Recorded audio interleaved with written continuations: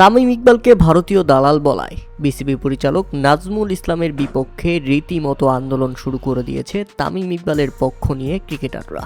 আর তাতে ক্রিকেটারদের প্রশ্ন একটাই, বিসিবির এই পরিচালককে প্রকাশ্যে ক্ষমা চাইতে হবে।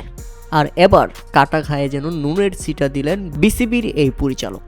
নাজমুল ইসলাম স্পষ্ট ভাষায় বলে দিলেন, ক্ষমা চাওয়ার তো প্রশ্নই ওঠে না, কারণ আমি দেশের প্রতিনিধিত্ব করি, আমি দেশের মানুষের হয়ে কথা বলেছি, সাধারণ মানুষের প্রতিচ্ছবি আমি তুলে ধরেছি। তামিম ইকবালকে এবং দেশের সকল ক্রিকেটারকে ঠিক এভাবেই জবাব দিলেন বিসিবির এই পরিচালক। শুধু তাই নয়, তিনি আরও একটি বড় কথা বলেছেন, যে কথাতে রীতিমতো আগুনে ঘি ঢেলে দেওয়ার মতো অবস্থা হয়ে গেছে। তিনি বললেন, দালাল না বলে এজেন্ট বললে বোধহয় এমনটা হতো না।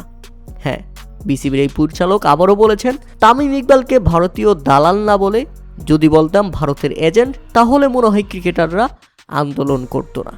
একবার চিন্তা করেছেন কতটা দুঃসাহস দেখিয়েছেন তিনি, এবং তিনি এই বিষয়ে কোনো বিচলিত নয়। তামিম ইকবালকে তিনি যোগ্য জবাব দিয়েছেন দেশের মানুষের হয়ে, এমনটা তুলে ধরেছেন। প্রিয় দর্শক, বিসিবির পরিচালক নাজমুল ইসলামের এমন মন্তব্যের প্রতি আপনাদের মতামত কি, তা অবশ্যই আমাদের কমেন্ট করে জানাবেন। শুধু এখানেই খেলা শেষ নয়, এরপর ইনকিলাব মঞ্চের আবদুল্লাহ আল জাবের বলেছেন, দেশের খেলা নিয়ে ডিসকাশন, কিন্তু সেই খেলার বিষয়ে ইন্ডিয়ার হস্তক্ষেপের জন্য কে জানি বিরাট কোহলি এবং গৌতম গম্ভীরকে কল দিয়েছিল। হ্যাঁ, তামিম ইকবালকে সে কথাই মনে করিয়ে দিলেন আবদুল্লাহ আল জাবের, এবং তিনি এটাও মনে করিয়ে দিয়েছেন, যারা দেশের ক্রিকেটারদের কথা চিন্তা করছে ভবিষ্যতে কি হবে। আজীবন তো আমরা ক্রিকেটারদের কথাই চিন্তা করে গেলাম, কিন্তু আজকে আমাদের দেশের মর্যাদা, আজকে আমাদের দেশের পজিশন কোথায় গিয়ে দাঁড়াবে, সেই চিন্তা কি করেছিল তামিম ইকবাল?